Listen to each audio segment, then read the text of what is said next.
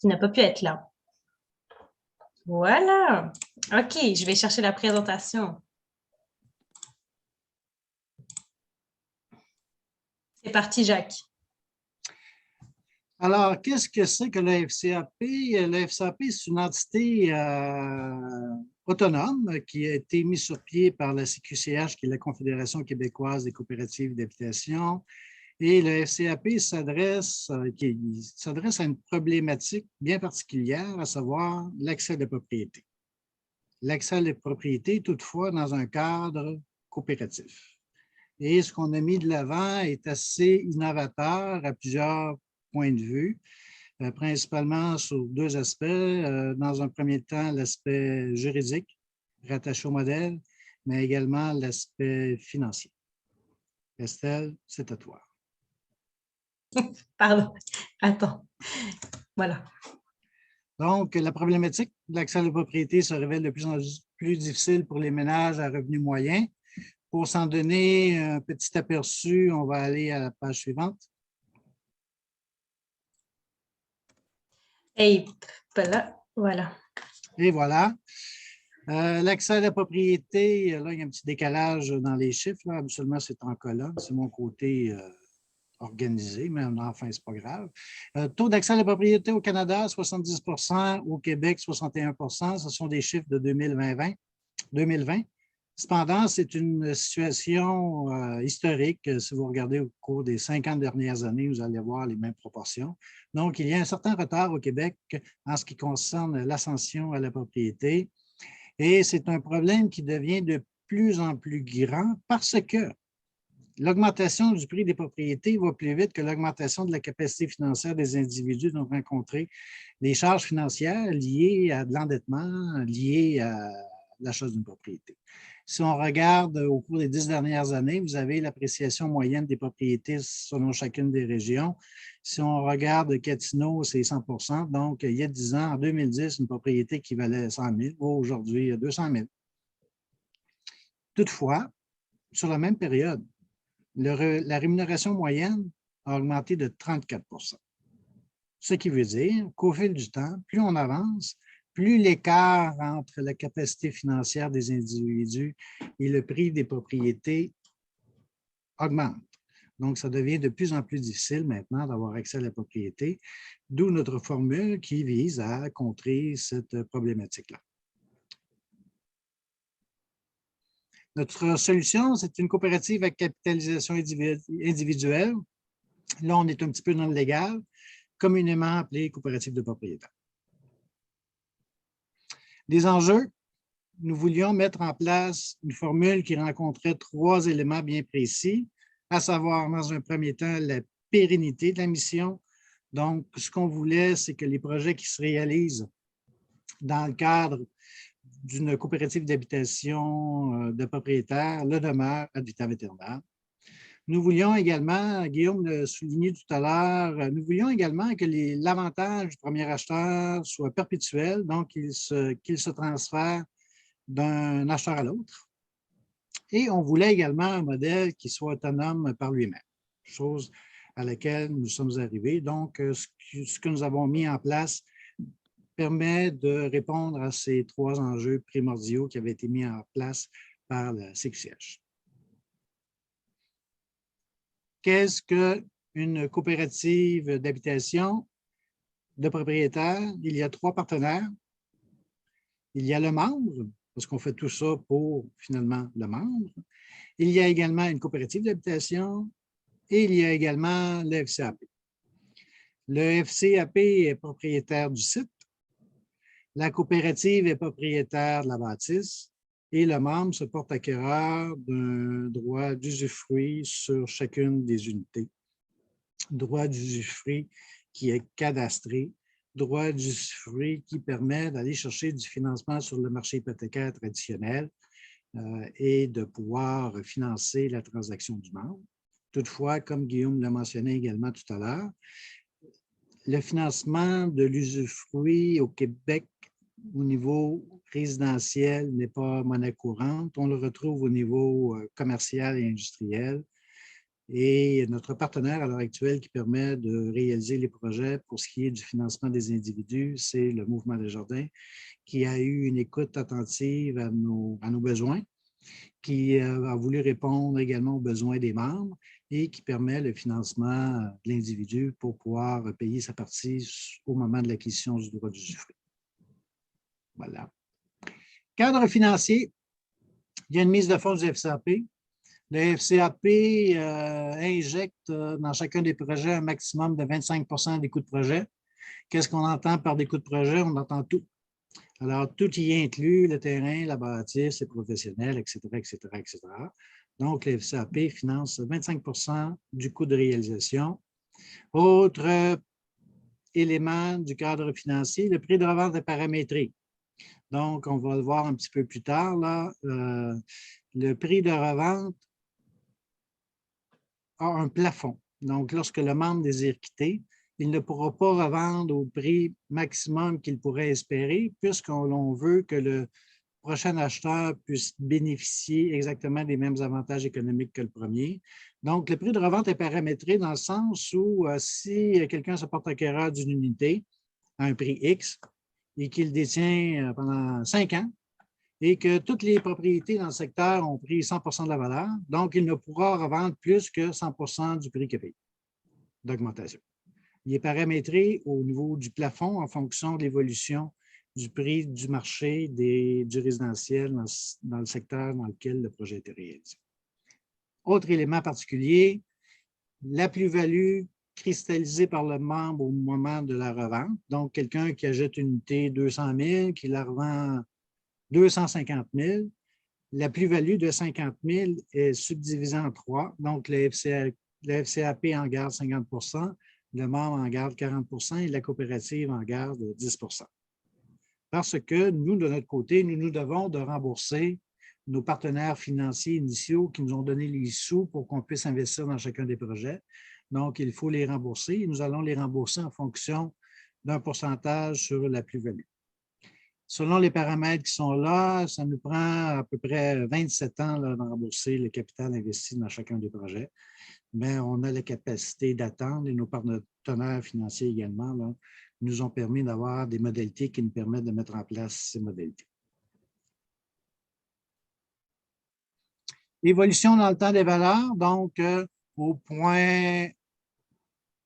jour 1, il faudrait que je change les années, là, parce qu'en 2016, ça fait quand même un certain temps. Au jour 1, nous sommes minimalement, et c'est un critère d'admissibilité des projets, le membre doit payer au minimum 25 en bas du prix du marché d'une unité comparable. Donc, on est à 25 en bas. Le marché augmente, le prix de l'usufruit augmente dans la même direction, à la même vitesse, ce qui nous permet de conserver toujours le même écart au fil du temps et de permettre aux futurs acheteurs de bénéficier des mêmes avantages économiques que le premier. Un petit exemple concret, la photo que vous retrouvez dans le haut, c'est une photo du projet Havre-des-Pins. Guillaume en a parlé tout à l'heure rapidement. Havre-des-Pins, c'est quoi? C'est un projet de 5 édifices de 24 unités qui, à terme, nous amènera avec 120 unités. Et là, on a un cas de figure avec des chiffres là, qui permet aux gens de mieux saisir les subtilités. Estimation de la valeur d'une unité similaire sur le marché, 250. Le coût de réalisation, 200. Contribution du FCAP, c'est 25 du coût, soit 50 000 ce qui permet aux membres de l'acquérir à 150 000 Mise de fonds minimale, 5 Donc, le membre, s'il met une mise de fonds minimale de 7 500, devra aller chercher une hypothèque personnelle de 142 500. Il n'y a pas de critère d'exclusion quant au profil financier d'un individu pour devenir membre dans un projet de coopérative de propriétaires. Toutefois, les personnes doivent démontrer une certaine capacité financière pour qu'ils puissent aller chercher un prêt hypothécaire là, pour pouvoir se porter acquéreur du droit d'usufruit. Entre la première et la deuxième ligne, c'est l'estimation de la valeur d'un comparable sur le marché. Il est plus élevé que le coût de réalisation pour trois raisons particulières. La première, il n'y a pas de promoteur, donc pas de prise de profit. La deuxième, il n'y a pas d'intermédiaire au niveau de la vente des unités parce que c'est fait par les partenaires au projet qui sont habituellement soit une fédération de coopératives d'habitation de la région touchée ou soit un GRT qui se retrouve également sur le territoire.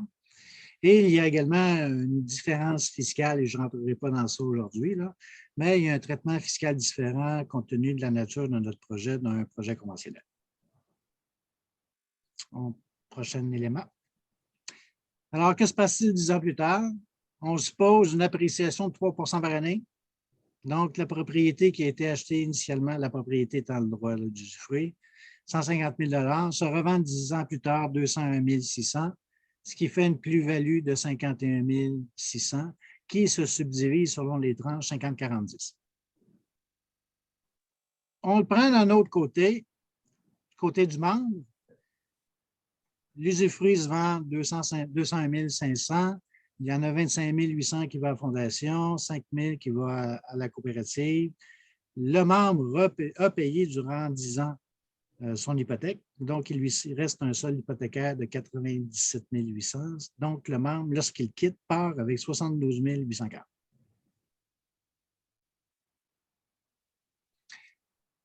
C'est un modèle d'accès à la propriété. 2 éléments pour faciliter l'accès à la propriété. L'ampleur de la mise de fonds, mais également le coût d'occupation.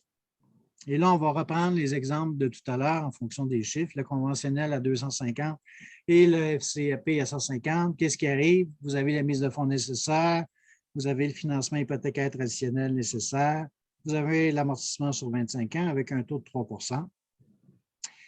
Les mensualités hypothécaires, les frais communs, les taxes, électricité, chauffage, assurance. Ce qui fait qu'occuper une unité dans un projet de coopérative de propriétaires sur la base des chiffres qui sont présentés ici, qui sont très, très, très près de la réalité, ça coûte aux membres un droit d'occupation de 1 166 et s'il était dans le marché traditionnel, ça lui coûterait 1 636, ce qui fait une différence de plus ou moins 500 $ par mois, ce qui facilite l'accès à la propriété. On analyse souvent le taux d'effort déployé par une personne pour se loger. Donc, si on regarde le taux d'effort selon notre formule, et il y a 2 taux d'effort, il y en a un de 25 % et il y en a un de 30 %, ça dépend ici du palier de gouvernement avec lequel vous parlez. Au fédéral et au provincial, le taux d'effort n'est pas identique. Donc, c'est la raison pour laquelle nous présentons les 2 formules. Selon notre formule, pour pouvoir se porter acquéreur d'unité, ça prend un revenu familial de 52 800. Dans le conventionnel, ça prendrait 66 600. Avec un taux d'effort de 30 %, c'est 44 000 ou 55 600. Donc, notre clientèle première, ce sont les gens qui se situent entre le revenu familial de 52 800 et 66 700. Parce que la personne qui a un revenu familial de 66 700 pourra aller sur le marché traditionnel.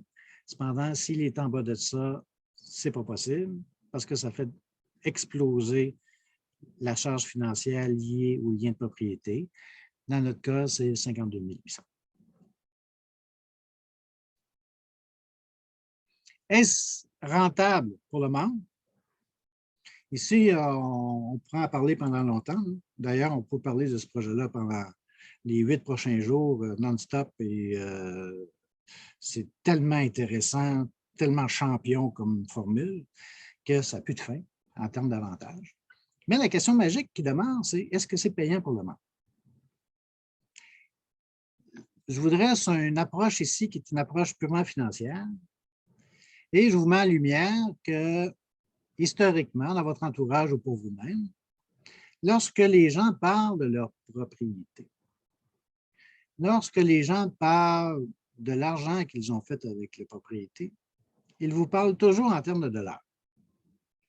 J'ai acheté ma maison 200 000, je viens de la vendre de 500 000, j'ai fait 300 000. J'ai acheté ma maison 150 000, je viens de la vendre 200 000, j'ai fait 50 000. Effectivement, il y a un gain monétaire qui est quantifié en termes de montant. Mais ici, on est dans une optique d'investissement. Et lorsqu'on parle d'investissement, il ne faut pas déterminer la qualité de notre investissement en fonction du montant qu'on reçoit. Il faut déterminer la qualité de notre investissement en fonction du rendement qu'on a obtenu sur notre investissement en fonction de la durée de temps. Alors, quelqu'un peut faire 300 000 sur sa propriété. S'il l'a détenu pendant 2 semaines, c'est super bon. S'il l'a détenu pendant 40 ans, ça peut être mis en perspective la qualité de l'investissement. Donc, ce qu'on a fait ici, c'est qu'on a comparé les deux scénarios, à savoir quelqu'un qui se porte acquéreur d'une unité comparable sur le marché sur une base conventionnelle versus le membre qui se porte acquéreur du droit d'usage dans notre modèle. On reprend nos chiffres de tout à l'heure. Dans le FCAP, 150 000, vous allez l'autre bord de la rue, le même condo, pareil, il va vous coûter 250 000. Votre mise de fonds ne sera pas la même. Votre financement hypothécaire ne sera pas le même. L'amortissement, on l'a gardé identique 25 ans et le taux 3 %. Qu'est-ce qui arrive au moment de la revente? On l'a vu tout à l'heure, le prix de revente dans le cadre du FCAP pour l'unité, c'est 201 600. On applique la même augmentation pendant 10 ans sur l'unité conventionnelle. Elle se vendra 336 000. Le solde hypothécaire, dans un cas, ne sera pas le même parce que le financement initial n'était pas le même. Qu'est-ce qui arrive à la fin? Notre membre part avec 72 840 et l'autre personne, l'autre bord de la rue, qui a acheté dans un complexe privé conventionnel, part avec 173 000 $. Donc, on pourrait conclure à prime abord que le membre qui s'en va dans notre modèle, il se fait exproprier d'un montant substantiel. Et étant donné que c'est enregistré, c'est la raison pour laquelle je dis exproprier. J'aurais pu utiliser d'autres termes. Donc, la personne qui est dans le conventionnel part avec beaucoup plus d'argent. Mais il ne faut pas oublier que l'investissement initial n'a pas été le même. Et que cette personne-là, durant toute la durée d'occupation, va payer plus cher. Mais allons-y sur une base strictement de l'équité. Notre membre part avec 72 800 et la personne sur le marché traditionnel avec 73 000. Compte tenu de l'investissement des deux, notre membre a obtenu un rendement de 25,5 % par année, alors que la personne au bord de la rue sur le marché traditionnel, c'est 30 %. Donc, on s'aperçoit que jusqu'à maintenant, la formule conventionnelle procure un meilleur rendement à l'individu qu'à notre membre. Mais je vous mentionne que notre membre, à tous les mois, économisait 500 $. Donc, si vous considérez en plus l'économie mensuelle réalisée par le membre durant sa période de détention, son rendement, en bout de ligne, il est de 33 % versus 30 % sur le marché conventionnel. C'est beaucoup de chiffres, beaucoup de subtilités. On peut en parler pendant des heures. L'objectif n'est pas de détenir la vérité ici. L'objectif, c'est de mettre en perspective la chose suivante, que ce soit dans une formule ou dans l'autre, le rendement du membre versus le rendement d'un individu sur le marché conventionnel est fort similaire. Nos réalisations. C'est bien beau d'avoir une formule magique, c'est bien beau d'avoir des solutions qui répondent aux besoins de la population, mais encore faut-il les concrétiser.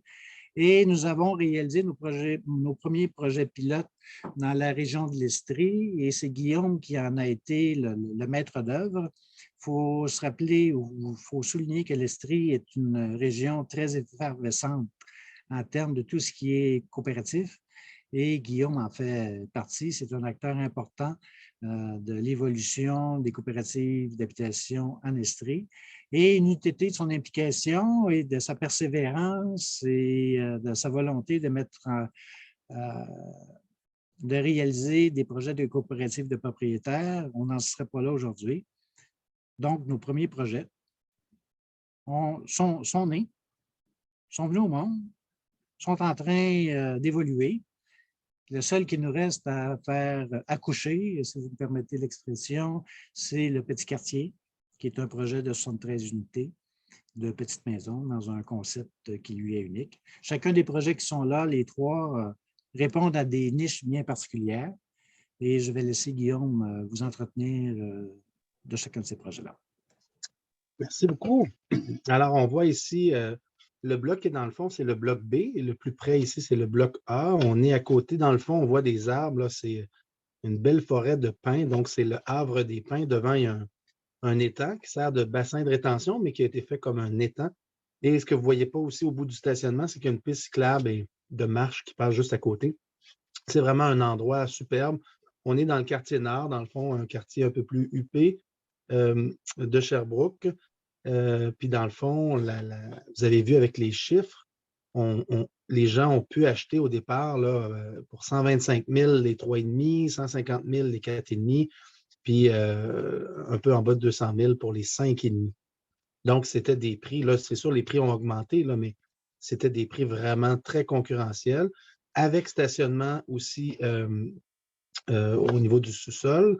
On peut aller à la prochaine photo. Ça vous situe un peu le lieu. Donc, vous voyez tout le carré jaune, c'est un nouveau quartier qui s'est développé. C'est à côté d'un quartier commercial, puis on voit le quartier résidentiel. Il y a le parc André Vigée. Pour ceux qui ne l'ont pas connu, c'est un athlète en chaise roulante là, assez connu en Estrie, qui a fait plusieurs records dans les courses en chaise roulante. Cela dit, ce parc-là, il y a une série de sentiers interconnectés dans ça, et notre projet est sur l'étoile rouge. Ce n'est pas une étoile chinoise, c'est juste la couleur que j'avais sous la main. Voilà. Donc, à l'intérieur, porte d'armoire shaker, îlot, on peut aller à la prochaine. Donc, designer qui a contribué. OK, on saute tout de suite. Fait que, sur le site coopérative d'habitation, coopérativehabitation.coop, vous allez pouvoir voir beaucoup de photos de tous les projets. Là, on se déplace à Waterville. Vous voyez la Maison Blanche au bout. C'est un champ, le champ que vous voyez là. La photo à droite, c'est celle prise de la galerie de la Maison Blanche. Alors, c'est sur ce terrain-là qu'on est venu acheter une partie. À la prochaine diapo, on va voir, voilà. C'est des quadruplex, donc celui qui a du brun sur le parement, c'est un 2 étages. Vous voyez qu'il y a plein de fenêtres de ce côté-là, donc c'est tout orienté plein sud. Le projet Havre des Pins, ma caméra fonctionne. Le projet Havre des Pins, c'était un projet qui réduit les gaz à effet de serre de 40 %. Ici, on est le double de ça. Donc, c'est énormément là, de réduction de gaz à effet de serre, autant pour la réalisation qu'après dans la vie de ces bâtiments-là. On a des planchers chauffants. On est solaire passif, donc orienté tout sud, sud-est, sud-ouest. Alors, ce qui fait que quand on a eu des journées froides, moins 25, moins 30 et plus froid encore, à l'intérieur, c'était assez facile à chauffer. Et encore plus quand il y avait du soleil. Là, donc, c'est des coûts nettement plus bas en termes de chauffage. Là, les gens sont là depuis 1 an. On va pouvoir, dans les prochains mois, être déjà en mesure d'évaluer l'avantage économique pour ces projets-là, soit sur 1 étage ou sur 2 étages. On peut aller à la prochaine. Donc, à l'intérieur, vous voyez, les planchers sont comme ça, en béton, chauffés. Il y a différents designs. Là. La finition, il y avait des options possibles là, pour ceux qui ont acquis ces projets-là. On peut aller aux prochaines. Voilà. Là, on est le petit quartier. On espérait juillet 2022, mais on va être en pleine construction. Donc, c'est plus fin 2022. Donc, vous voyez, il y en a une qui est plus basse. Il n'y en aura pas de plus basse. Les gens ne voulaient pas 1 étage seulement. C'est tout 2 étages. Puis, on va voir les images à l'intérieur. Là, c'est sûr, il n'y a pas beaucoup d'arbres, mais vous voyez, c'est des îlots de maisons. On met les maisons en grappe. Vous ne voyez pas d'auto stationné autour ou à côté de la maison. Et là, ils vont pouvoir mettre des arbres au centre ou faire des espaces de feu ou de jeu, etc., etc. Donc, c'est vraiment, tout ça va pouvoir fleurir abondamment. On peut aller à la prochaine. On va vous montrer la vue de haut. Donc, un quartier résidentiel, un boisé aussi qu'on va conserver. Et c'est vraiment une partie de rue qu'on vient terminer, faire 73 maisons de même grandeur. On va avoir un centre communautaire, piscine, jardin communautaire et une série de sentiers à travers tout ce beau quartier. Et les stationnements sont regroupés aussi en grappes. On peut passer à la prochaine. On avait fait il y a quelques années à un salon Expo Habitat de Sherbrooke, une maison modèle. Donc, c'est quand même assez grand. Les gens, il y a eu 25 000 personnes qui sont venues la visiter. Ils rentraient à l'intérieur. Puis, c'est beaucoup plus grand que je pensais. Là. Ils avaient vu des émissions de petites maisons ou de mini ou de micro-maisons aux États-Unis. Mais on est vraiment dans une maison isolée. Il y a un plancher chauffant en bas, donc le deuxième étage, une chandelle, puis ça chauffe. C'est suffisant. Donc, vraiment, on vient maximiser à la prochaine photo. Vous voyez à l'intérieur, donc poêle, la vaisselle, frigo, tout est de grandeur standard. C'est sûr que, comme moi, j'ai 5 enfants, à un moment donné, il y a une question d'espace et de paix sociale qui devient plus difficile à maintenir ou à garder quand on est dans des plus petits espaces. Mais vous voyez, 4 facilement autour de la table, le salon au bout là-bas. Donc, il y a un espace de vie quand même intéressant. Si on va à la prochaine, c'est la fin. Et je pense que c'est la fin. Oui. Bien, sur le site là, coopérativehabitation.coop, excusez, coop de propriétaire.coop, coop de propriétaire, vous allez voir, là, il y a toutes les photos, des vidéos, la maison que je viens de vous montrer, vous pouvez faire le tour. On l'a filmé aussi, etc., etc. On a eu après ça une maison modèle extérieure pendant pratiquement 1 année et demie. Et là, on est rendu là, à la construction. Là, on attache les dernières mesures. C'est ça. Ce qui était différent, c'est que le déploiement de la formule, c'est les mêmes calculs, le même principe. Il y avait quelques éléments au niveau légal qui diffèrent un peu parce que là, ce n'est pas un bloc de 4 ou de 24, mais bien des maisons sur un même grand terrain. Donc, il y a quelques éléments légaux qui se transforment, mais c'est minime. Là. Fait que voilà. Merci Guillaume, merci Jacques. Simplement vous préciser que Raphaël a dû quitter, là, mais moi je reste là, bien heureusement. On n'a pas beaucoup de questions pour le moment dans le chat, mais est-ce que vous êtes prêts? Est-ce que vous voulez fonctionner ainsi? Vous pouvez aussi lever la main peut-être pour vous... Peut-être, si tu le permets, là, je ferai juste un dernier petit élément. Je vais prendre 3 objets qui sont autour de moi. Ma fourchette à dessert, que j'ai eu plaisir à utiliser, un crayon et un téléphone. Dans le fond, je représente ces 3 objets-là comme au Québec, les éléments qui représentent la propriété. Donc, si par exemple, je vends ma maison ou mon condo privé, là, pas du tout dans la formule qu'on vient de voir, je vais vendre ces 3 éléments-là. On passe chez le notaire et Estelle, par exemple, va devenir propriétaire de ces 3 éléments-là. Ce qu'on a fait, c'est que la fondation achète le terrain, elle cède l'espace où on va construire le projet et la coop peut construire. La coop, donc, est propriétaire des 3. Et ce qu'elle va faire, c'est qu'elle démembre le droit de propriété. Elle va vendre les 2 tiers du droit de propriété. Donc, si par exemple Estelle dit « Non, non, je vais aller dans le projet Havre-des-Pins », alors la coop Havre-des-Pins va lui vendre l'usufruit. L'usus, c'est le fructus.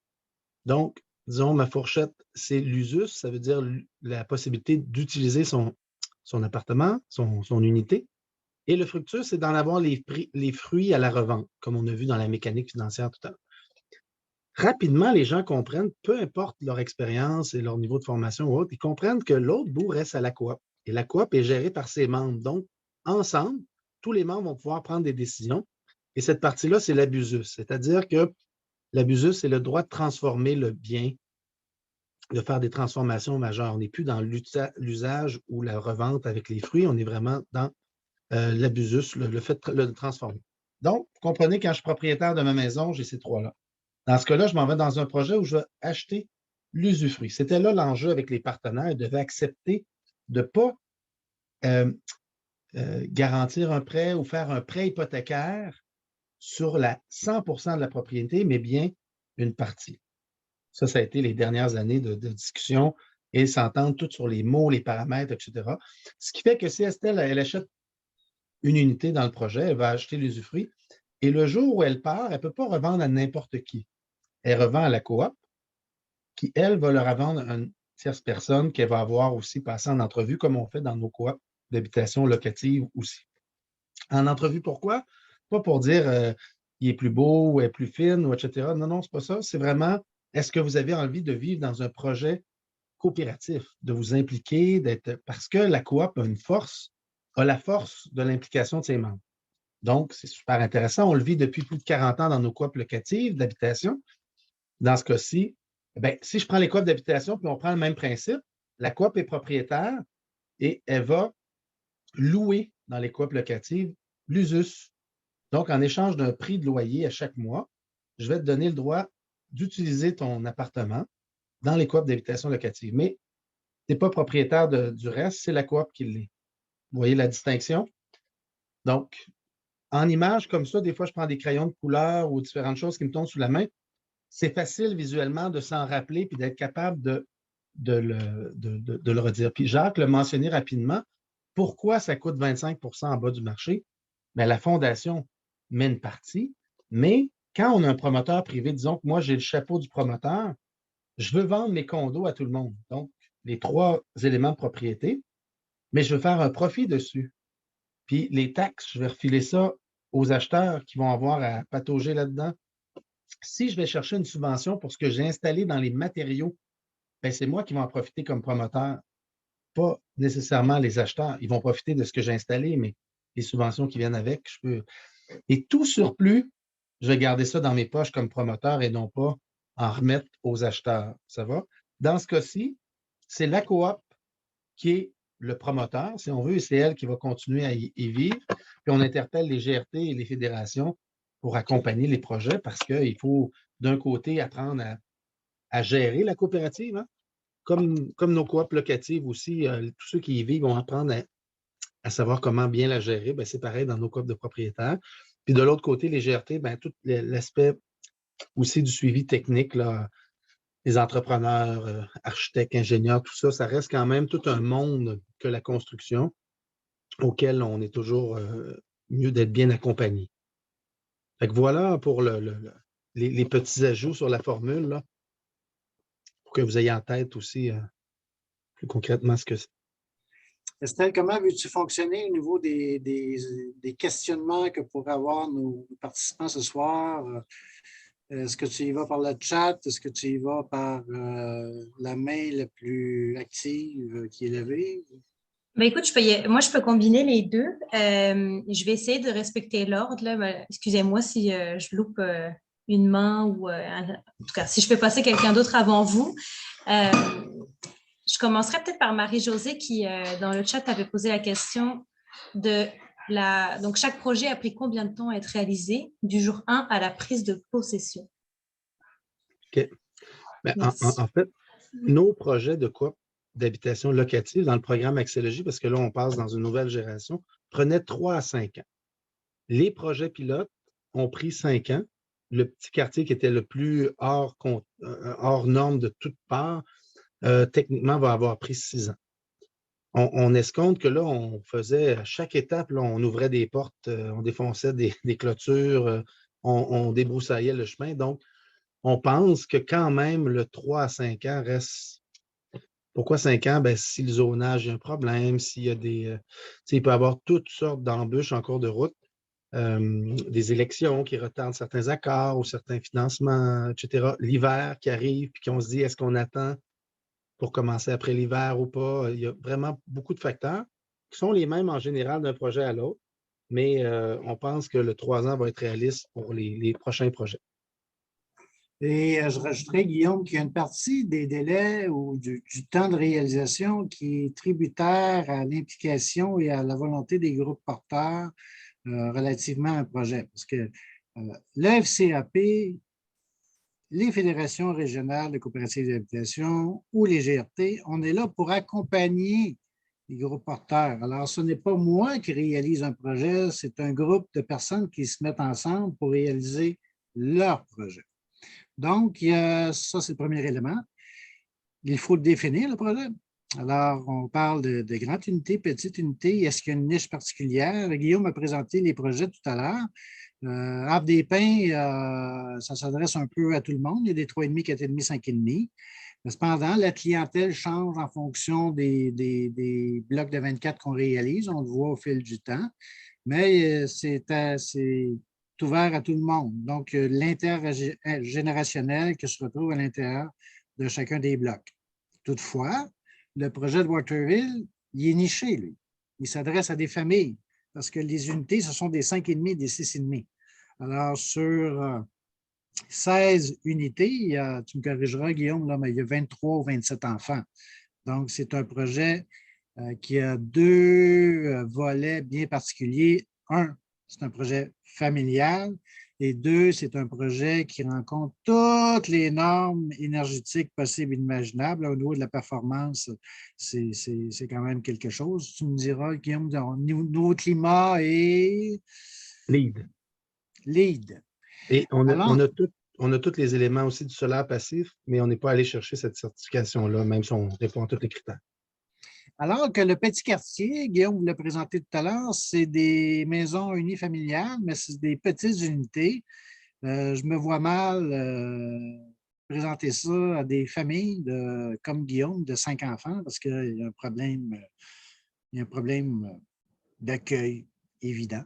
Donc, tout dépendamment de la rapidité des groupes, tout dépendamment de la précision du projet, tout dépendamment de la réponse de la communauté par rapport au projet, ça peut se faire rapidement.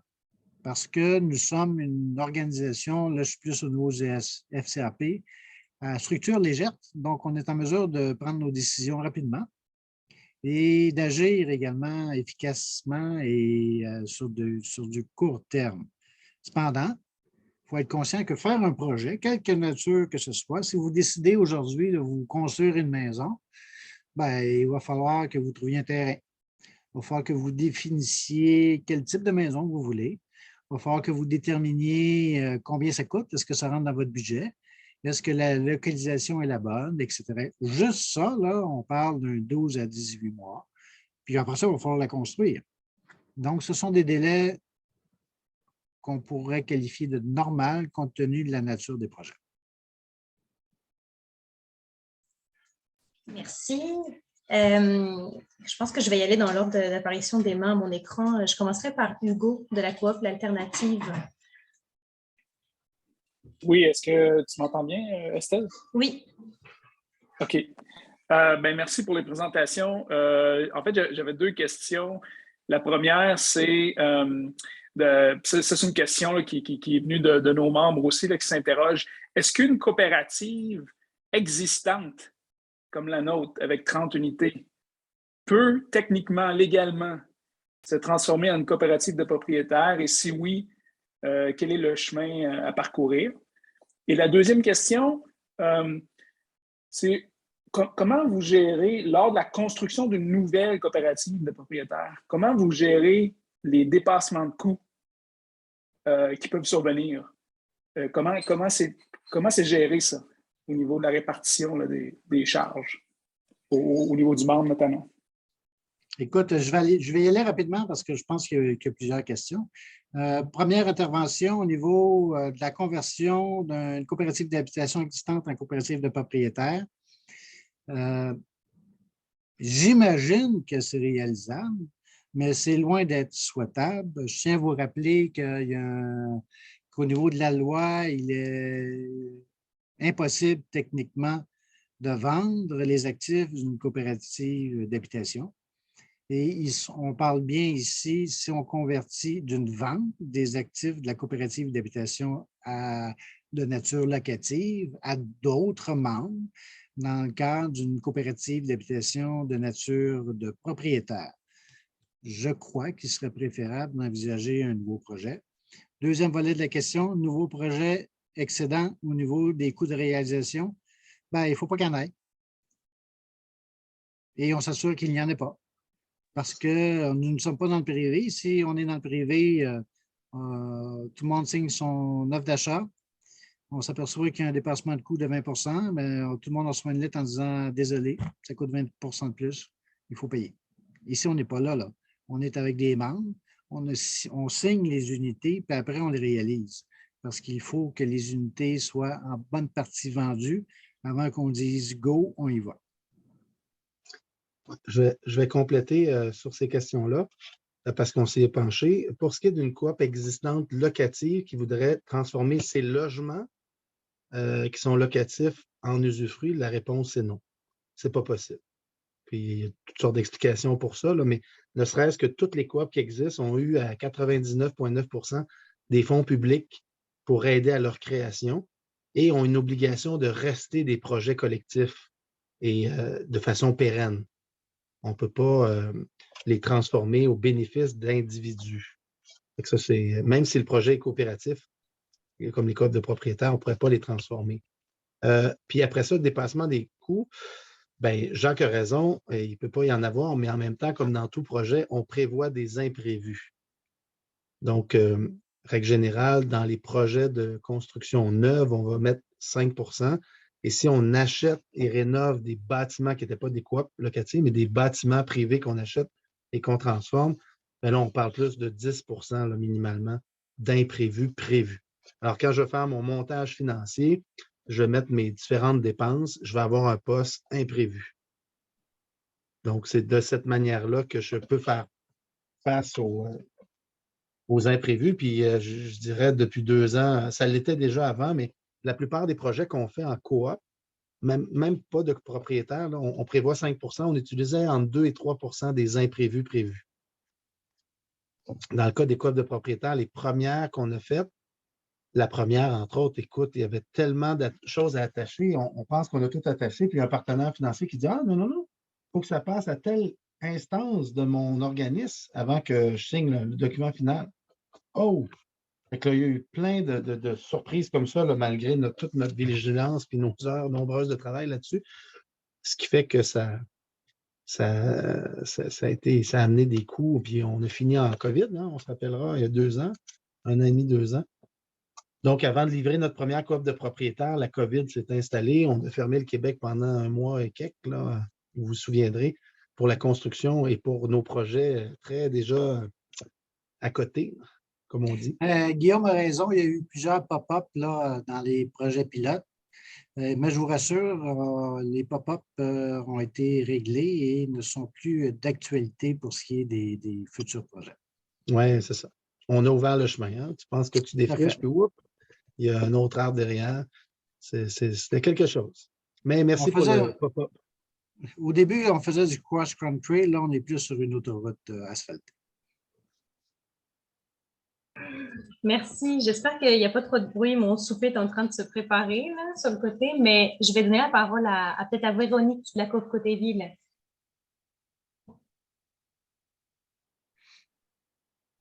Ton son, Véronique. Véronique, ton micro est coupé. Bonjour Guillaume et Jacques, merci d'être là. J'avais une question, mais vous y avez en partie répondu. C'était plus par rapport à la gestion du risque, dans le fond, parce que justement, bon, une maison, il y a toujours des imprévus. Des fois, il y a des dépassements de coûts. Est-ce qu'il y a des situations exceptionnelles où le membre devrait fournir un montant de plus ou comment ça fonctionne par rapport à ça? Dans nos offres d'achat qu'on a signées, les premiers, on savait qu'il pouvait y avoir des délais puis des coûts qui s'ajoutent pour toutes sortes de raisons parce qu'on était dans des inconnus. Là. Tu sais, le bras et la brique, ça, c'est correct, c'est un coût, mais à quel moment ça arrive? Y a-t-il un partenaire qui va faire pop-up à un moment donné quelque part? Donc, dans le fond, j'ai perdu j'avais mon idée, là, mais. C'est au niveau des dépassements de coûts. Ouais. Non, mais mettons, je ne sais pas, un exemple, il y a un défaut de fabrication ou il y a toutes sortes de choses que normalement l'acheteur prend en charge le risque, dans le fond. Oui. Écoute, si tu me permets, Guillaume, parce que ça va t'impliquer directement, là, les groupes porteurs sont accompagnés idéalement, ce n'est pas une obligation, mais on le souhaite beaucoup, par un GRT et par une fédération de coopératives d'habitation qui est présente sur son territoire, parce que ces deux organisations-là ont de l'expérience dans la réalisation de projets. Ils ont un vécu. Ils connaissent également l'environnement d'une coopérative d'habitation. Donc, ils sont capables d'accompagner à la fois le groupe porteur, mais également tout l'aspect réalisation des projets. Donc, les groupes ne sont pas laissés à eux-mêmes, bien au contraire, ce qui nous permet justement de faire une gestion efficace des risques inhérents à la réalisation de projets d'immobilisation. Oui. Et j'ajouterais à ça que ce que j'ai échappé tantôt, c'est qu'on avait mis disons j'accompagne le projet, puis c'est toi, Véronique, qui va acheter. Fait que sur l'offre d'achat, on va écrire le montant que tu vas acheter, mais dans certains cas, comme on commençait, on a mis un pourcentage supplémentaire. C'est-à-dire que tu es conscient disons que ça coûte 200 000 l'unité que tu veux acheter. Et là, on met qu'il est possible que le coût soit majoré de 5 en cours de route. Mais tu vas savoir pourquoi il est majoré. Tu vas même y contribuer au développement du projet parce que c'est votre coop. Ce n'est pas un promoteur qui s'en va après. Là. La Fédé ou le GRT accompagnent, puis vont être aussi là, la Fédé, en tout le moins, là, après que le projet soit réalisé. Fait que dans certains cas, on a mis des pourcentages d'augmentation possibles. Si on ne les avait pas mis, ce qu'on aurait fait, c'est qu'on dit, oups, il y a tel élément qui va coûter plus cher. Je donne un exemple. Là. Il y avait toutes sortes de risques. Là. Un ascenseur qui est pris en Chine, les matériaux pour faire l'ascenseur sont pris en Chine parce que les gens du bateau en Chine ne veulent pas embarquer le stock tant qu'ils sont sûrs qu'il n'y a pas de COVID, qu'il n'y a pas de problème à embarquer. Après ça, c'est rendu ailleurs dans le monde, puis là, c'est les camionneurs qui résistent. Finalement, ça arrive des semaines et des semaines plus tard. Fait qu'il y a plein d'enjeux sur les séquences de construction. Fait que ça amène des coûts de plus, des retards, etc. Mais on le dit aux membres, ils suivent ça là, autant que faire se peut. Surtout quand c'est des acheteurs plutôt que des locataires, ils se sentent beaucoup, beaucoup plus concernés par toutes ces étapes-là et ce processus-là. Parce qu'ils disent, j'achète, j'investis dedans, je veux le savoir. Puis après ça, je vais y vivre, puis éventuellement le revendre. Fait que je suis intéressé à voir qu'est-ce qui se passe.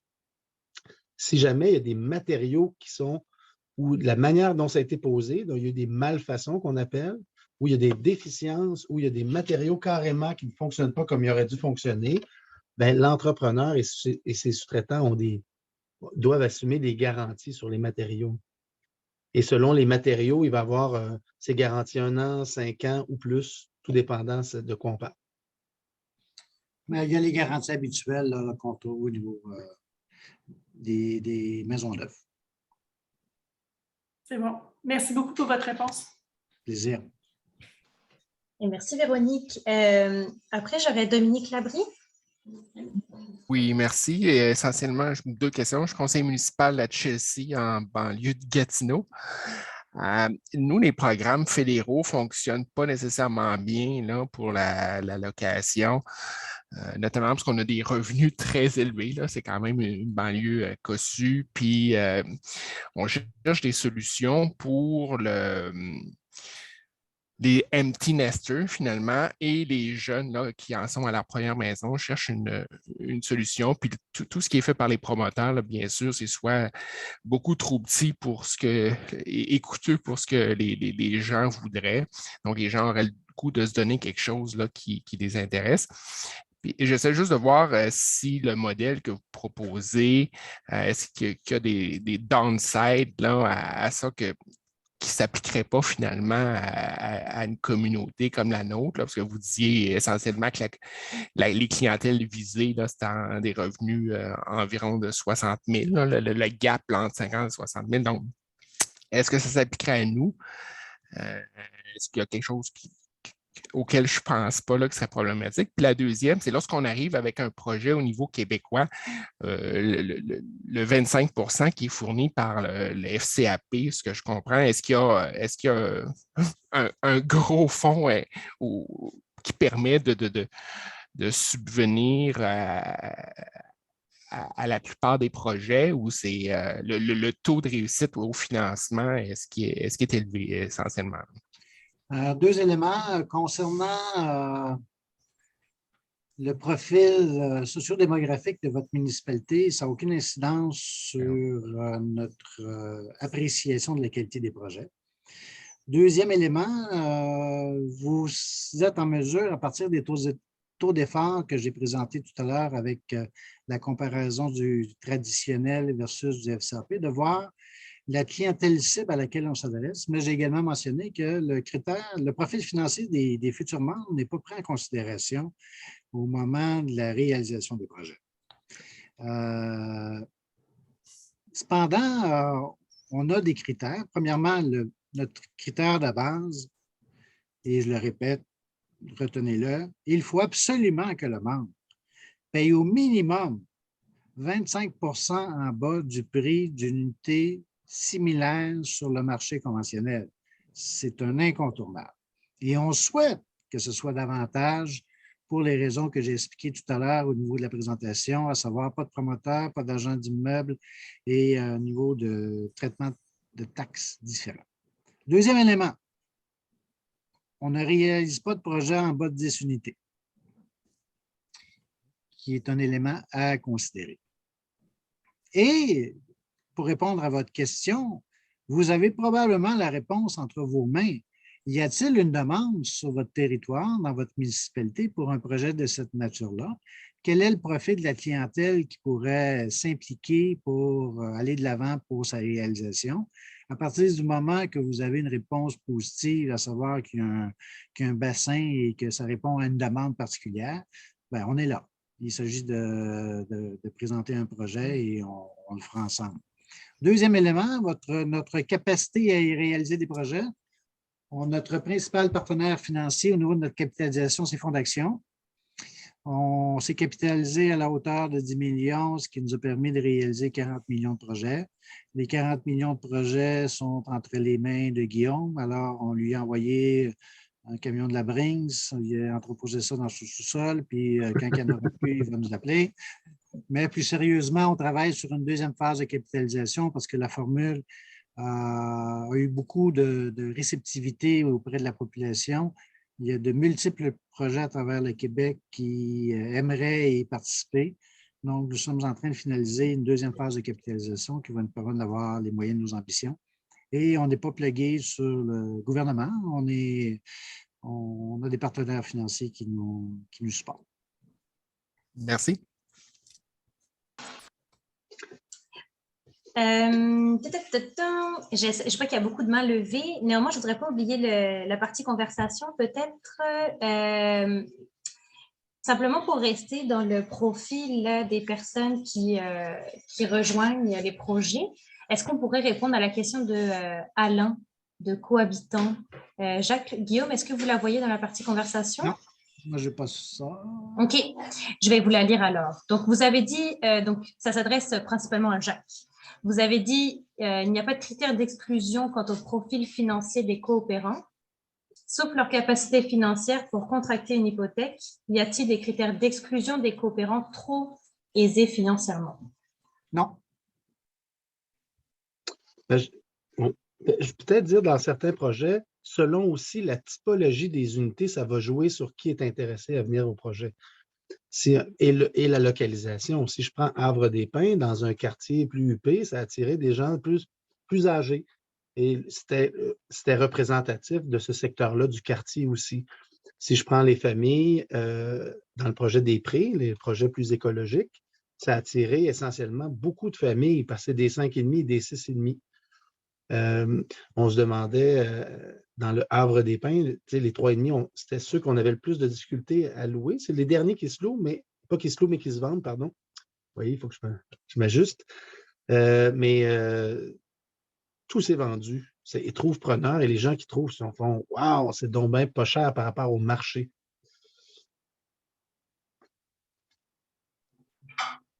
Merci, Jacques et Guillaume. Ensuite, Bertine. Hey, allô, Bertine.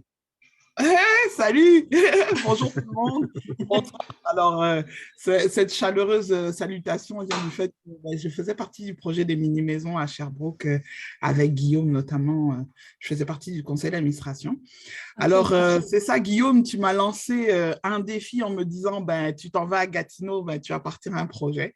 Puis c'est le cas. Alors, après mûre réflexion, puis avoir travaillé sur différents aspects comme le règlement de la coopérative, le contrat de membre, etc., j'ai approché 2 familles pour leur parler du projet et il y a eu un vif intérêt. J'étais surprise, mais on s'est dit qu'on allait faire une rencontre avec une présentation. Et il se trouve qu'à la présentation, on était 11. Alors moi, je capotais parce que je pensais juste être comme on allait être 3 familles et il se trouve qu'on était 3 familles. Et donc, de fil en aiguille, il y a eu du bouche à oreille. Donc, les 2 familles à qui j'ai parlé en ont parlé à d'autres familles, qui en ont parlé à d'autres familles. On s'est retrouvés au bout de 2 semaines à 11. Et là, on est rendu une quinzaine de familles à qui j'ai présenté ce projet de coopérative de propriétaires ici à Gatineau. Alors, la gang est très, très motivée. Et justement, j'ai contacté le GRT Roscoe, et c'est pour ça qu'ils sont là aujourd'hui, pour être accompagnés dans ce projet-là, parce qu'il y a une volonté et les gens sont pressés. Pour un peu te dire, Guillaume, c'est rendu que les gens sont prêts à payer leur part de membre pour qu'on s'incorpore, genre lol. Donc, moi, personnellement, je me rends compte qu'il y a un besoin. Et en arrivant ici à Gatineau, j'étais surprise parce que je viens de Sherbrooke. J'étais surprise par le prix des loyers ici. J'ai failli tomber en bas de ma chaise. Et là, je me suis dit, waouh, c'est vraiment extraordinaire. Mais j'ai encore été plus surprise lorsque j'ai regardé avec mon mari pour pouvoir acheter. Donc, il y a un réel besoin ici. Et avoir l'engouement au bout de 4 semaines, 15 familles qui sont prêtes à signer n'importe quand, je me rends compte qu'il y a un besoin. Donc, ma question, elle était, la deuxième phase, elle commence quand? Et est-ce qu'on peut, parce que j'ai fait des recherches, puis j'ai vu qu'il y avait peut-être d'autres subventions qu'on pouvait aller chercher.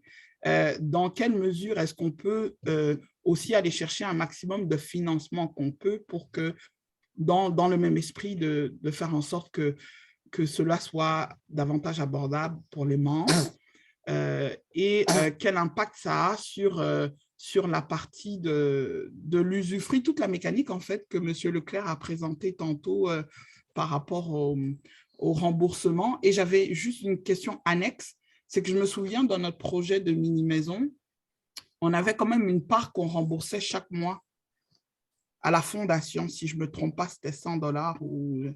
Et est-ce que dans le modèle actuel, M. Leclerc, je n'ai pas vu que c'était représenté ça. Est-ce que c'est une partie qui a été supprimée peut-être quand je suis parti ou est-ce que c'est toujours là? Bref, vous avez compris.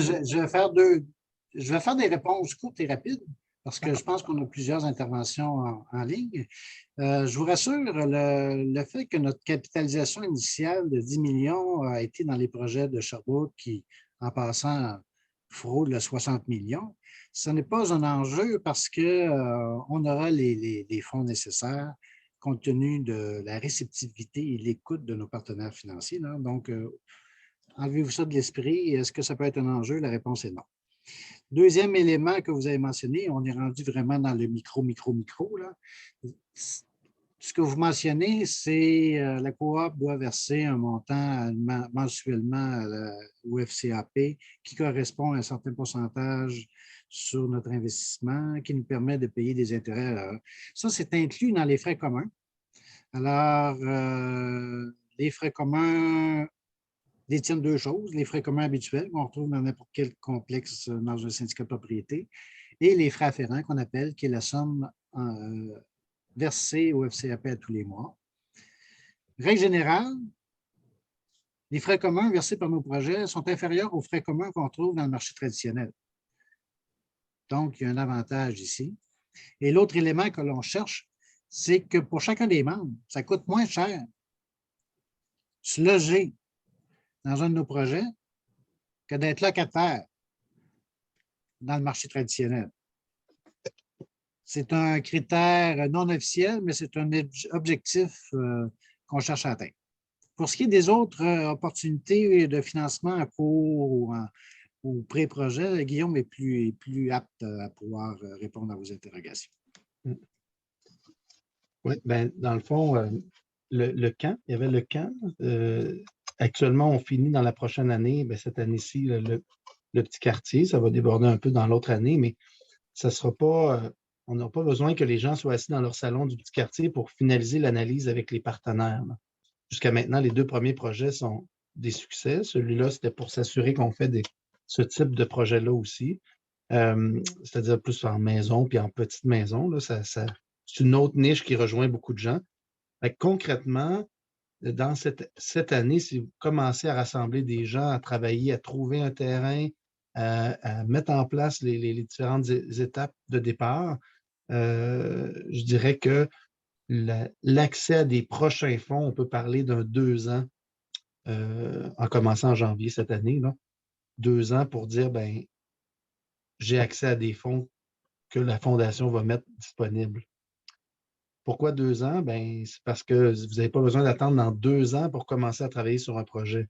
Mais que la Fondation puisse vraiment dire, là, on est rendu à une étape où on peut vous financer puis être à 100% présent, j'aime mieux vous donner cet horizon-là que quelque chose de plus court, mais de moins réaliste. Parce qu'il y a encore beaucoup de partenaires. Ouais, parce que tant que ce n'est pas démocratisé officiellement par tous les partenaires pour tout le Québec, ça reste encore du projet pilote. Ce que Guillaume mentionne, c'est qu'avant que vous ayez besoin d'argent ou que le FCAP décaisse pour réaliser le projet, là, on en a parlé tout à l'heure. Il faut vous regrouper, il faut définir c'est quoi vous voulez avoir, il faut sensibiliser les gens pour aller chercher le maximum de membres, la grosseur, l'ampleur, les coûts. Donc, ça va prendre un certain temps avant que vous ayez besoin de sous pour réaliser le projet. Mais ne soyez pas inquiets. Là. Le FCAP, sa mission, c'est de se doter des moyens pour réaliser vos projets. Oui, j'ajouterais peut-être 2 autres choses. Un exemple, à Sutton, on est dans le sud de la Montérégie. Là, ça vient de repasser à l'Estrie, mais disons, gardons ça en tête que c'est le sud de la Montérégie. Un groupe s'est formé, il y a eu des soirées d'information, on a identifié un terrain, on a trouvé un partenaire qui était prêt à acheter le terrain pour nous et nous le garder, moyennant un certain intérêt. Là, si le projet ne se fait pas, lui, il va garder le terrain puis en disposer, mais sinon, ce partenaire-là, on a pu, avec le groupe puis les partenaires du milieu, mettre en place tous les éléments nécessaires pour être prêt quand on allait avoir un programme démocratisé, un programme disponible pour tout le Québec. Fait que ce projet-là fait les étapes. Ils sont conscients qu'on n'est pas rendu encore, mais ils sont conscients aussi que si on ne veut pas manquer des opportunités, comme le terrain il nous est réservé pour 3 ans. Ben, en fait, il faut l'avoir acheté d'ici 3 ans. Fait que ça, c'en est un exemple. Fait que, quand on est dans le développement d'habitation, il faut toujours de toute façon faire preuve d'originalité et de débrouillardise. Là. Donc, je vous dis assurément pas d'attendre 2 ans avant de commencer le projet. Super, merci beaucoup pour vos réponses. Très belle présentation. Merci, Bertine. Bien, merci, Bertine. Je laisserai la parole à Dominique Larocque. Oh, ton micro, Dominique. Bon, putain. OK, bonsoir. Je pense que ma question s'adresse plus à Guillaume. J'aimerais savoir, parmi les gens qui sont devenus, qui ont adhéré là, aux différents projets, là, qui sont allés habiter dans une coop de propriétaires, est-ce que vous savez, il y en a, quel pourcentage étaient des gens qui étaient déjà en coop d'habitation versus des gens qui n'étaient pas du tout dans le milieu coop? Merci. Bien, à la fin du projet pilote, je vais pouvoir vous le dire précisément, mais j'ai pas loin de 15% de gens qui étaient déjà en coop d'habitation locative. 15% parce qu'il y en a qui étaient déjà en coop, mais il y en a qui étaient intéressés par le projet, qui sont venus de d'autres régions. On a des gens de l'Outaouais, de Montréal, de Québec, du Saguenay, qui sont venus pour ces projets-là. Et comme il y a eu des délais dans leur projet, dont le petit quartier, bien, ils ont été vivre en coop. On a pris une entente avec les coops d'habitation locative pour qu'ils hébergent aussi, parce qu'eux, dans le fond, ce qui les intéresse aussi, c'est la vie coop. Donc, on a pu faire quelque chose de gagnant-gagnant. Les coops ont trouvé des bons membres qui sont impliqués dans leur coop jusqu'à temps, en sachant que ça a une durée.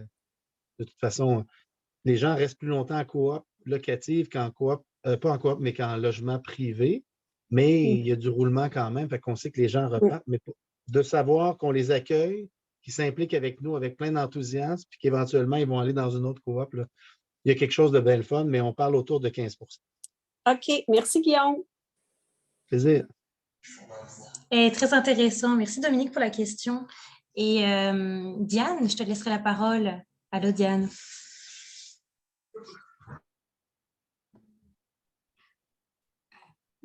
OK, oui, OK, d'accord. Alors, moi, j'ai basically 2 questions. Et puis, c'est des contournements. Je complexifie la situation un peu dans le sens que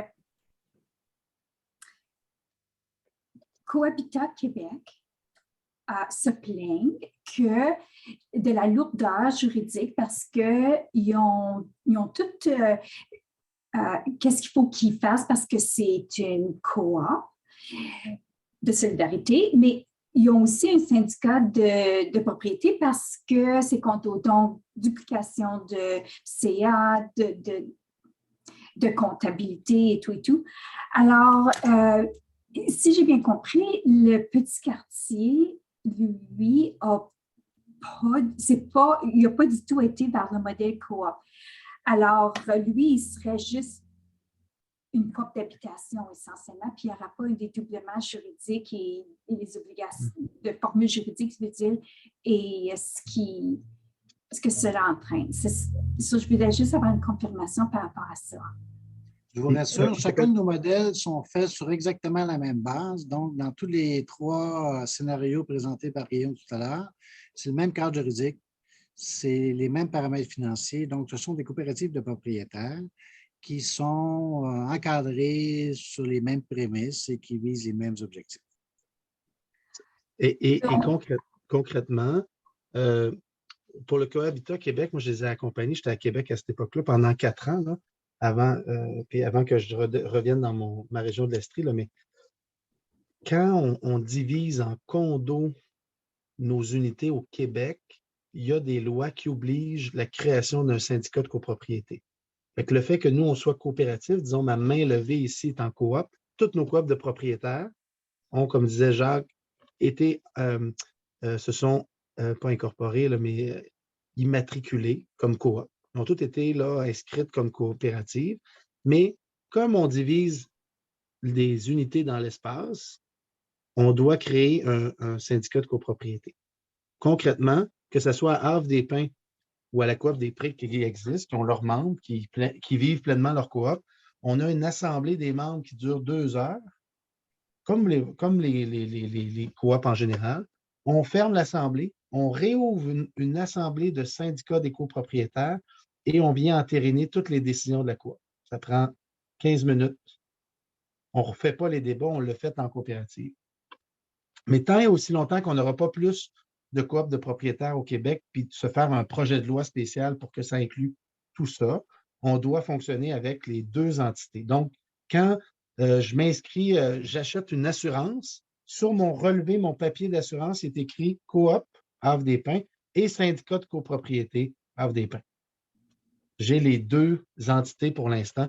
On essaie de rendre ça le plus simple possible, mais c'est des obligations administratives qu'on doit répondre. Parce que le Code civil a vraiment des applications et des clauses pour lesquelles, quand il y a tel type de projet, il y a un syndicat de copropriété et voici ses exigences. Exemple, bien assurer tous les copropriétaires. OK, c'est un petit peu difficile à comprendre parce que usufruit, la définition légale, c'est que tu as accès à l'usufruit, c'est le fruit, mais pas un titre de propriété. Alors, si tu as aussi un condo, tu ne peux pas avoir un condo si tu n'as pas un titre de propriété. Alors, c'est là que je vous arrête. C'est là où on est venu ouvrir le chemin. C'est qu'actuellement, les gens qui achètent l'usufruit, qui est juste une partie du droit de propriété, qui n'est pas la propriété, ont un titre de propriétaire en usufruit. Donc, chez le notaire et après ça, dans tous les documents enregistrés légaux au Québec, là, je n'ai pas l'exemple ici, mais on a, dans certaines présentations qu'on a faites, on a un exemple. Voici Havre-des-Pins, dans le logement 302, Pierrette Leblanc a acheté l'usufruit et elle est officiellement propriétaire de l'usufruit. Donc, c'est un droit de propriété qui est reconnu et qui permet d'aller chercher du financement sur une base individuelle. Mais c'est nouveau. Le droit réel permet ça. Mais par exemple, quand j'ai parlé avec le régime, tu sais, comme que tu peux sortir ton REER, puis tu payes alors tu acceptes une mise de fonds de up to 35 000 le kit. Il dit, tu ne peux pas parce que si tu achètes l'usufruit d'un logement, tu n'as pas le type de propriété, puis donc tu ne peux pas avoir accès à ça.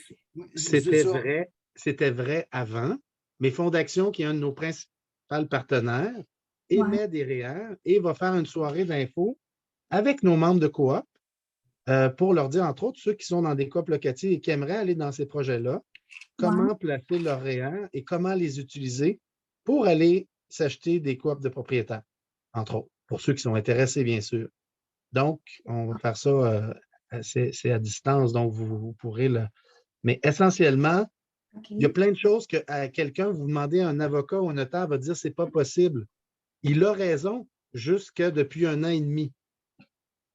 Donc, c'est-à-dire que la plupart ne sont pas au courant, mais dans la démocratisation qu'on parlait, c'est que l'Ordre des notaires va écrire et inscrire à tout le monde, voici, mais ils l'ont déjà fait, mais ils vont le refaire. Voici maintenant telle disposition est disponible. Les institutions financières vont recevoir un mot maintenant au Québec, c'est possible de faire ça, ça, ça. D'où le projet pilote et d'où ce que je nomme là, par un terme plus familier, la démocratisation pour dire ben, maintenant, ça va être possible. Wow. Une bonne partie de notre travail consiste à faire de la représentation auprès des intervenants du marché pour les informer que ça existe, que ça fonctionne et que c'est réalisable. Je vous donne un exemple, la SCHL. La SCHL, il y a 4 ans, c'était impossible de faire de l'assurance préhypothécaire sur un droit d'usufruit. Maintenant, c'est possible. OK. Et puis, mais est-ce que le FCAP, c'est un incontournable dans le sens qu'une fois que c'est démocratisé, est-ce que les outils comme, par exemple, un contrat d'achat va pouvoir être disponible à travers les GRT comme le Jackson dans notre cas? Ou est-ce que ça devient la propriété de FCAP? Est-ce que les partenaires vont être accessibles si tu ne passes pas à travers FCAP? Pourquoi que je dis ça? C'est parce que nous autres, on cherche à avoir le beurre et l'argent du beurre, dans le sens que pour favoriser encore plus de mixité socio-économique, on veut, dans notre projet, avoir des locataires et des usufruitiers. Bon, voilà. Et puis donc, un financement un peu hybride parce qu'on aurait peut-être accès à des programmes de la SCHL, mais en même temps, dans notre montage financier et tout, on irait chercher comme des usufruitiers pour pour essentiellement rendre le projet aussi plus abordable pour les locataires. Right? Alors, puis comme c'est là, je sais que une coop de propriétaires, c'est comme une tenue uniforme, c'est pas un mode d'occupation mixte, mais moi, j'essaie d'explorer cet aspect-là. Et puis, si ça fait que, là, on est disqualifié de FCAP, est-ce que pour le mouvement coopératif au Québec, est-ce que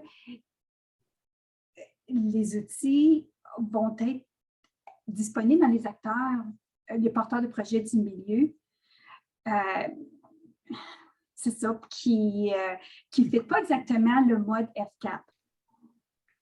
Je crois que votre intervention est tout à fait appropriée. Cependant, nous sommes plusieurs ce soir ici, Okay. là, et je ne voudrais peut-être pas qu'on canalise le temps qui nous est imparti.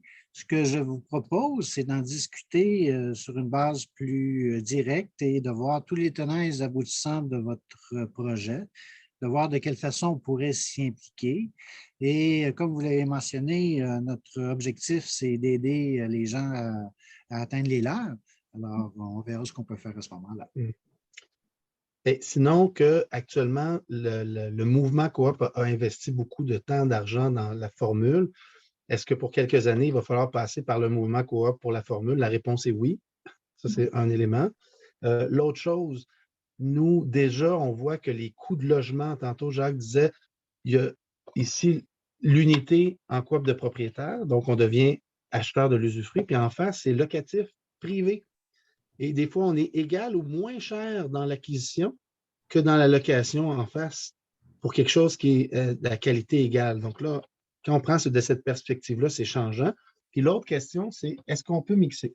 Comment sont faits nos programmes au Québec et au Canada? C'est difficile de mixer. Par contre, il pourrait y avoir un grand terrain qu'on divise, par exemple, en 2 lots et qu'il y a une partie qui est propre à une coop de propriétaires et l'autre partie qui va être locatif.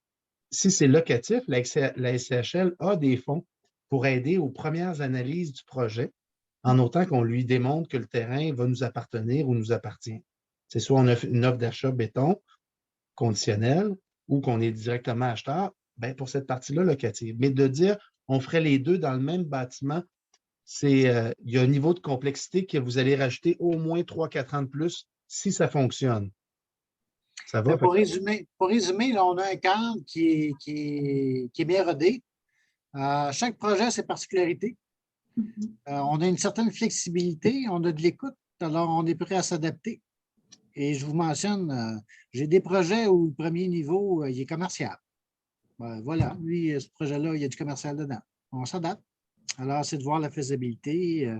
Et ce que vous pouvez être certain, c'est notre écoute et notre ouverture à aller de l'avant dans les projets pilotés par des groupes porteurs.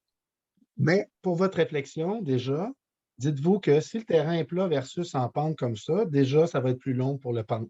Après ça, plus vous rajoutez des couches de complexité, ça peut être super intéressant, mais plus vous rajoutez des années aussi pour réussir à sécuriser les partenaires, fondations et autres. Là. Chacun a ses craintes, ses niveaux de risque. Là, l'idée, ce n'est pas de faire toute la même chose sur un terrain plat, mais juste avoir ça en tête. Là, que ça vous me dites que votre projet, c'est d'avoir une unité de propriétaire, une unité de locataire, une unité de propriétaire, géographiquement et physiquement, je vais vous dire bonne chance. Oh non, pas nécessairement. L'idée, parce que comme c'est là, juste dans notre plan de site, on aurait 4 bâtiments de 8 logements. Bon, alors ça se peut qu'un bâtiment, il y ait des fruitiers, l'autre bâtiment, ça soit des locataires. Comme ça, c'est très, très possible. Là. Mais l'idée, c'est que parce que nous autres, si on ne va pas aller avec Axologie, qui pretty much n'existe plus, anyway, ben là, on ne peut peut-être pas offrir des logements à 600 $ par mois, là, qui est considéré encore par la SCHL comme abordable, même si dans la vraie vie, tu ne peux pas te loger à Wakefield à moins de 1300 $. Ouais. Mais ça, on peut reprendre ça, comme disait Jacques, de façon individuelle. Là. Tout à fait. Faisons une rencontre plus personnalisée afin de répondre davantage et de façon plus appropriée à vos questionnements. Oui, d'accord, merci. Merci, Diane. Je t'enverrai l'adresse, les coordonnées de Jacques. Diane, qui nous arrive avec toujours plein de réflexions, c'est nous, à la Fédération, on adore, ça nous met du challenge un peu. Et puis justement, peut-être Geneviève, tu pourrais poursuivre. Geneviève qui est aussi de Cohabitat Wakefield, je pense. Hein? Oui. OK, parfait. Oui, moi j'ai 2 petites questions.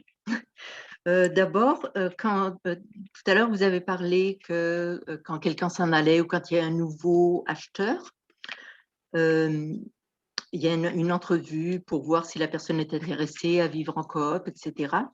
Est-ce que vous avez parlé aussi qu'il y avait des endroits qui étaient plus spécifiques pour les familles parce que c'était plus grand? Est-ce que tout à l'heure, vous avez dit que c'est pas parce qu'on a plus d'argent qu'on est exclu de vivre dans la coop. Est-ce que une personne seule ou en couple, est-ce qu'il y a des règlements dans la coop qui diraient qu'il faut laisser la place des 4,5 ou des 5,5 à des familles? Ou bien est-ce qu'une personne seule ou un couple pourrait habiter sans avoir honte de prendre la place de quelqu'un d'autre dans un 4,5 ou un 5,5? Vas-y, Jacques, je compléterai. C'est la première question. Écoutez, il n'y en a pas de critères. Alors, si quelqu'un veut occuper un 5,5 dans un projet comme Havre des Pins, c'est un bel exemple, il y a des 3,5, 4,5, 5,5. Si vous êtes seul, vous voulez occuper un 5,5, eh bien, que le bonheur soit. Bon, j'ai ma réponse. Merci. La deuxième, c'était juste par curiosité. Au niveau des taxes foncières, si je suis usufruitière et puis c'est la coop qui a le terrain ou peut-être les endroits communs, etc., est-ce qu'il y a 2 sortes de taxes? Une taxe foncière pour la personne qui habite le logement et puis une autre qui est payée par... On y va globalement, là, techniquement, il y a 2 propriétaires. Il y a la coop qui est propriétaire d'un espace cubique sur lequel a été érigé l'édifice et le FCAP est propriétaire de l'ensemble du site, mais c'est la coop qui assume toutes les taxes foncières liées au projet. Et pour les individus, là, c'est la coop. En tout cas, on essaie que ce soit la coop qui reçoive les montants de taxes. les comptes de taxes, puis chaque individu va avoir à payer un montant par mois pour couvrir ces taxes-là. Ah, OK. Au bout de l'année, est-ce que c'est 2500, 3000, tout dépendant, là, la ville et tous les paramètres. Il y a les taxes foncières, scolaires, etc. Ultimement, chacun paye sa part OK. et les parts communes sont divisées au prorata de ce qui a été acheté. OK. Et on rentre dans un environnement municipal, tu corrigeras, Guillaume, mais chaque municipalité peut avoir une interprétation différente, ce qui entraîne une production de factures différentes. Merci. Merci Geneviève. Et pour le moment, j'ai une dernière main levée qui est Astrid.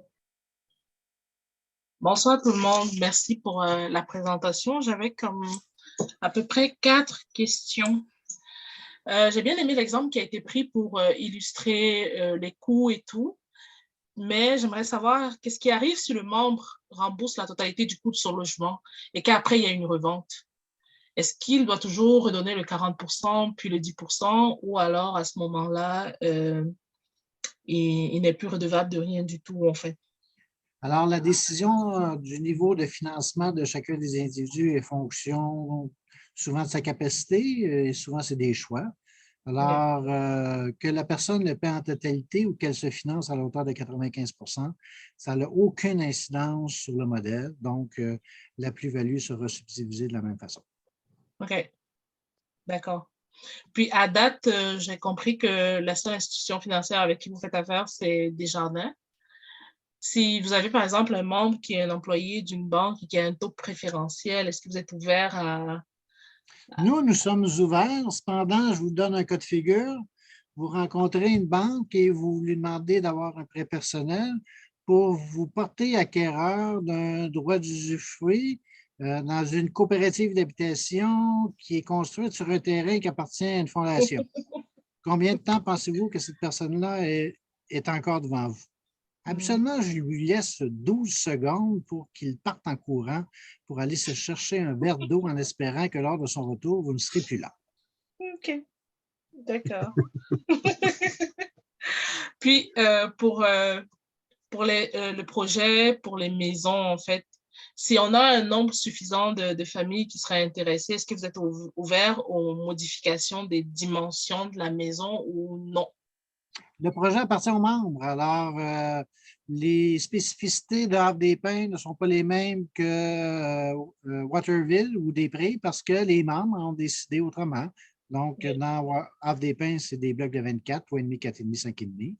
Waterville, c'est familial parce que les membres, leurs besoins, c'était davantage sur du familial 5,5, 6,5.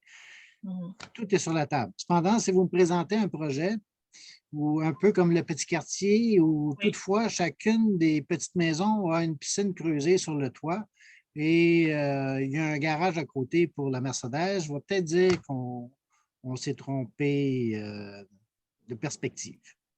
OK. Donc, si par exemple... Caricature, là, mais... Oui, je comprends.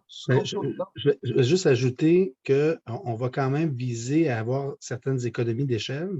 D'accord. Donc, dans le Havre-des-Pins, quand on a fait les plans, l'idée, c'est qu'il y avait, pour le 3,5, un type de cuisine sur lequel une majorité de membres s'est entendue, 4,5, même chose, 5,5. Mais il y en a qui auraient aimé ça, avoir ça différemment. On peut faire quelques petits changements de finition, mais assurément, on ne peut pas avoir 24 unités complètement différentes au goût de chaque individu parce que là, on perd sur les coûts.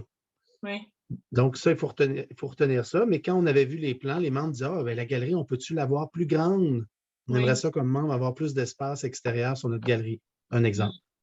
Puis il y a eu un certain nombre de discussions. On l'a fait. Et on l'a fait. Puis on l'a fait. Mais pour le unifamilial, là, c'est vraiment... Est-ce que si on voudrait peut-être... Parce que vous avez dit que ça allait jusqu'à 3 chambres. Si si les membres veulent spécifiquement des maisons à 4 chambres et tout ça, est-ce que vous êtes ouvert à ça ou pas du tout? Ouvert à ça. En fait, une fois que... Si on se dit c'est des maisons avec 4 chambres, ça, l'ouverture est là. Mais une fois qu'on a ça, si on laisse chacun mettre sa maison différemment, on va avoir 20 modèles. Fait que c'est très long à compter. Il y a beaucoup de frais de manutention, puis le risque d'erreur, puis etc., etc. Tu sais, dans le fond, les coûts, les maisons vont coûter beaucoup plus cher que si on fait 24 maisons similaires avec quelques éléments de finition différents. OK. C'est plus ça qu'il faut garder en tête. C'est une très bonne précision, Guillaume. Effectivement, on ne voudrait pas faire un petit quartier qui est un quartier complet, là, sur la base il y a 30 unités unifamiliales complètement différentes des unes des autres. On trouve que le gain ou les bénéfices de notre formule seraient dilués par les coûts rattachés à une formule comme celle-là. D'accord. Si j'ai bien compris, il faut trouver un nombre de membres, c'était minimum 10 que vous avez dit, qui sont intéressés par à peu près les mêmes spécificités. Tout à fait. Puis, peu importe où est-ce que les membres résident, je prends par exemple, si on est dans la grande île de Montréal, est-ce que c'est à nous de trouver la ville où on veut s'établir, des choses comme ça, ou bien vous allez nous aider dans cette démarche-là? C'est votre projet. Alors, nous, on est là pour vous accompagner et pour vous donner un ordre de grandeur. Là, dans chacun des projets, on permet un décaissement de 5 du coût d'acquisition d'usufruit pour que la personne le personnalise à son goût. Donc, si quelqu'un ajoute un droit d'usufruit à 200 000 elle peut mettre 10 000 là, pour changer son revêtement de plancher si elle le désire, refaire sa cuisine de façon différente, etc. Okay. Mais à ce moment-là, c'est à 100 assez frais. Assez frais. Pour cette partie-là. D'accord, ça marche. Donc, juste regrouper une dizaine de membres avec le même objectif et vous contacter pour la suite. Oui. Merci. Et merci. C'est motivant de voir que ça crée beaucoup de on voit qu'il y a des projets qui sont déjà en cours et on a aussi beaucoup de discussions à la Fédération avec quelques groupes de projets là, qui sont déjà intéressés. Donc, je suis contente de voir certaines personnes présentes ce soir. Jacques, Guillaume, on touche bientôt les 2 heures. Je voudrais tranquillement qu'on clôture la rencontre. Évidemment, comme tu le disais, Jacques, des questions sur le projet, le développement, il y en a toujours. Donc, après, j'inviterai dans un courriel, peut-être demain, à vous contacter directement. En tout cas, vous me donnerez les coordonnées que vous souhaitez. Simplement, moi, dans la conversation, Farah, qui est chargée de projet à la Fédération, avait une question pour vous. Peut-être que ce serait la question de clôture. Bonsoir, je vais faire vite. Alors, ma question, elle concerne le leg. C'est-à-dire, tantôt, vous avez dit qu'il y a une personne qui veut vendre sa propriété. Il faut que le comité ait son mot à dire. Alors, je me demandais par rapport à la famille, si quelqu'un veut léguer à l'un de ses enfants, est-ce que le comité a aussi son mot à dire ou est-ce que la personne est obligée de vendre pour que peut-être son enfant rachète, je ne sais pas. Voilà, je vous remercie. Ouais. Si je reprends tout à l'heure mes éléments, à partir du moment où on a des acheteurs qui achètent l'usufruit, on a 1 ou 2 acheteurs, une personne est tout seule ou elle était seule à ce moment-là puis elle a acheté tout seul ou c'est un couple. Okay? Leurs enfants, il faut comprendre qu'ils ne deviennent pas membres automatiquement. Par contre, si les gens décident de quitter, ils vendent, ils revendent à la coop revend à un tiers et ceux qui quittent vont recevoir donc ce qu'ils avaient mis au départ, plus 40 de la plus-value. On a vu l'exemple avec les chiffres, puis vous pouvez le retrouver sur le fond 4. La question de l'héritage et comment ça se transfère, etc., ça pourrait faire l'objet d'une discussion sur une soirée parce que là, l'usufruit a des dispositions particulières. Mais ce qu'on fait, c'est qu'on invite tous les acheteurs à aller rencontrer les notaires qui ont été formés dans cette optique-là. Là, on parle à Sherbrooke, mais éventuellement, il va en avoir un peu partout qui vont être formés au Québec pour qu'il y ait au moins 1 heure d'explication sur tous les paramètres entourant la question des héritiers et de comment ça fonctionne. Mais essentiellement, ce n'est pas parce que les enfants même habitaient là qu'ils deviennent membres et propriétaires automatiquement. Par contre, ils auront droit à ce qu'aurait donné une revente qu'auraient normalement les parents, par exemple, eu en retour. Ça leur appartient comme descendant ou comme héritier, mais tu ne deviens pas membre automatique de la coop pour autant.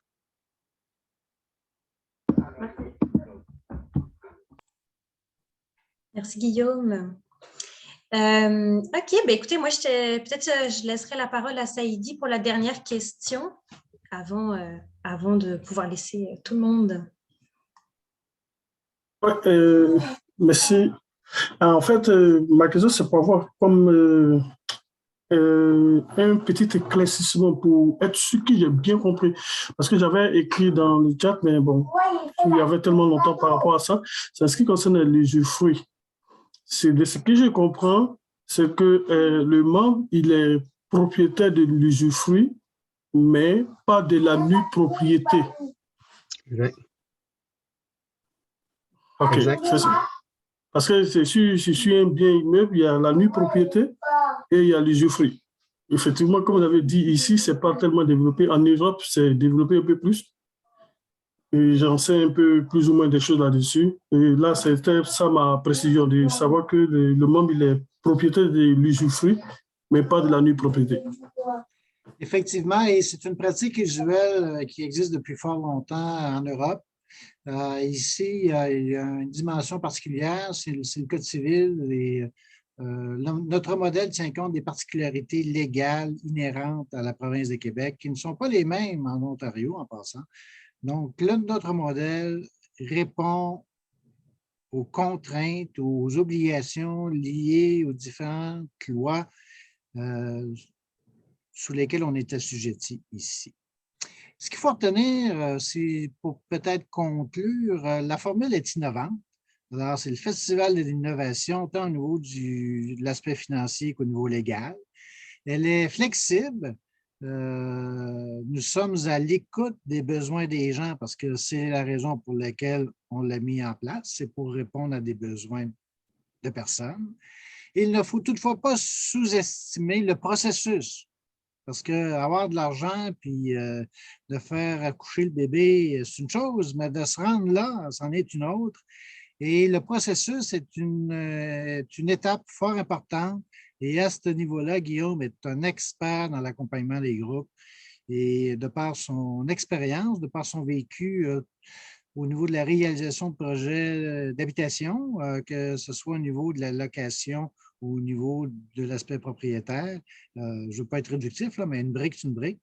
Donc, Guillaume a beaucoup d'expérience et nous sommes heureux de pouvoir y compter et il sera là, évidemment, pour vous accompagner là, à la lumière de vos besoins.